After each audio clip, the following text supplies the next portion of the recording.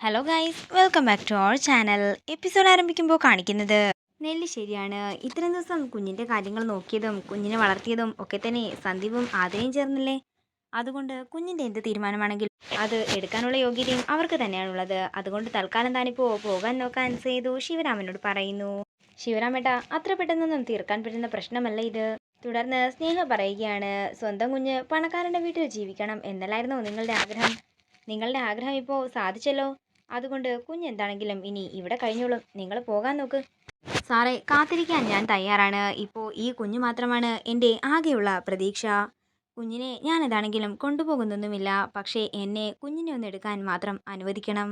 ഇതെൻ്റെ അപേക്ഷയാണ് സാറേ എന്ന് പറഞ്ഞുകൊണ്ട് സേതുവിൻ്റെ മുന്നിൽ കൈകൂപ്പിക്കൊണ്ട് പൊട്ടിക്കരയുന്ന ശിവരാമനെയാണ് കാണിക്കുന്നത്. തുടർന്ന് ആതിരയുടെ കയ്യിൽ നിന്നും കുഞ്ഞിനെ വാങ്ങി സന്ദീപ് ശിവരാമൻ്റെ കയ്യിലേക്ക് കൊടുക്കുകയാണ്. കുഞ്ഞിനെ കയ്യിൽ കിട്ടിയതോടെ കുഞ്ഞിനെ ഉമ്മകൾ കൊണ്ട് മൂടുന്ന ശിവരാമനെയാണ് കാണിക്കുന്നത്. അതിനുശേഷം കുഞ്ഞിനെ സന്ദീപിന്റെ കയ്യിലേക്ക് തിരികെ കൊടുത്ത് എല്ലാവരോടും കൈകൂപ്പി നന്ദി പറഞ്ഞതിന് ശേഷം ശിവരാമൻ അവിടെ നിന്ന് പോകുന്നു. തുടർന്ന് അനഘയുടെ കയ്യിൽ നിന്നും കുഞ്ഞിനെ വാങ്ങിയെടുത്ത് കൊഞ്ചിക്കുന്ന ആതിരയാണ് കാണിക്കുന്നത്. പിന്നീട് കാണിക്കുന്നത് അവന്തിക തനിക്ക് കൊണ്ടുപോകാനുള്ള സാധനങ്ങളെല്ലാം ബാഗിൽ പാക്ക് ചെയ്യുന്നതാണ്. അതേസമയം അർച്ചന മുറിയിലേക്ക് ചെല്ലുന്നു. നിങ്ങളിത് എരന്ന് വാങ്ങിയ അവസ്ഥ തന്നെയാണ് എന്ന് അർച്ചന പറയുമ്പോൾ, എന്താണെങ്കിലും ഇത് ഞാൻ പ്രതികാരം ചെയ്തിരിക്കുമെന്ന് അവന്തിക പറയുന്നു. നിങ്ങളുടെ മനസ്സിൽ അല്പമെങ്കിലും സ്നേഹമുണ്ടായിരുന്നെങ്കിൽ ഈ വീട്ടിൽ നിങ്ങൾക്കൊരു റാണിയെ പോലെ തന്നെ കഴിയായിരുന്നു. പക്ഷെ നിങ്ങളുടെ മനസ്സ് നിങ്ങളെ കൊണ്ടതിന് അനുവദിച്ചില്ലല്ലോ. ഒരു ദിവസം നിങ്ങളെല്ലാം തിരിച്ചറിഞ്ഞോളുമെന്ന് അർച്ചന പറയുമ്പോൾ അവന്തിക ദേഷ്യത്തോടെ പറയുകയാണ്, എൻ്റെ എല്ലാം നഷ്ടപ്പെട്ടതിന് കാരണം നീ മാത്രമാണ്.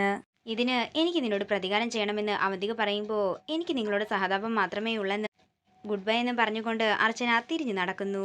പെട്ടെന്ന് തന്നെ അർച്ചനയെ പിടിച്ച് തള്ളിയിടുകയാണ് അവന്തിക. അർച്ചനയുടെ വയറ് ചെന്ന് മേശയുടെ മൂലക്കിടിക്കുകയും അർച്ചന മുട്ടുകുത്തി താഴേക്ക് വീഴുന്നത് കാണിക്കുന്നത്. അർച്ചന അമ്മയെന്ന് നിലവിളിക്കുമ്പോൾ പെട്ടെന്ന് തന്നെ അർച്ചനയുടെ വാ പൊത്തുകയാണ് അവന്തിക. അതിനുശേഷം അർച്ചനയെ ശ്വാസം മുട്ടിച്ച് കൊല്ലാൻ നോക്കുന്ന അവന്തികയാണ് കാണിക്കുന്നത്. തുടർന്ന് അർച്ചനയുടെ ബോധം മറിഞ്ഞെന്ന് കാണുമ്പോൾ അവന്തിക ആരും മുറിയിലേക്ക് വരാതിരിക്കാനായി പെട്ടെന്ന് തന്നെ ബാഗും എടുത്തുകൊണ്ട് മുറിയുടെ പുറത്തേക്ക് ഇറങ്ങുകയാണ്. തുടർന്ന് അവന്തിക നന്ദനോട് പറയുകയാണ്, ഇപ്പൊ ഞാനിവിടുന്ന് ഇറങ്ങിപ്പോകാം. പക്ഷേ വലിച്ചെറിയാൻ പറ്റാത്തൊരു ബന്ധം നമ്മൾ തമ്മിലുണ്ടല്ലോ.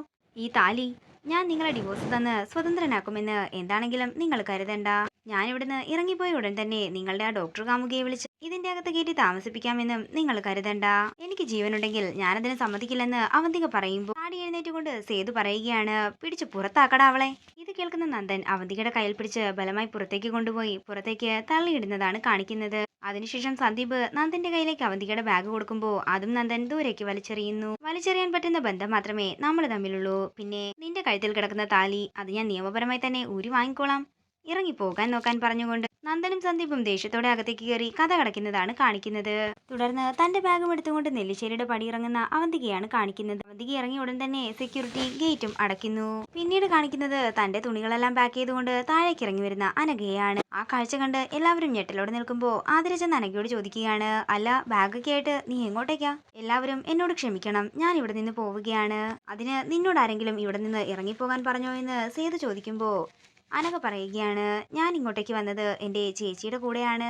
എൻ്റെ ചേച്ചി നിങ്ങളെല്ലാവരെയും എത്രമാത്രം ദ്രോഹിച്ചു. ഇനി നിങ്ങളെല്ലാവരെയും ബുദ്ധിമുട്ടിച്ചുകൊണ്ട് ഇവിടെ താമസിക്കാൻ ഞാൻ ആഗ്രഹിക്കുന്നില്ല. മോളെ, അവന്തിക ചെയ്തതിന് നീ എങ്ങനെയാ കുറ്റക്കാരിയാകുന്നത്?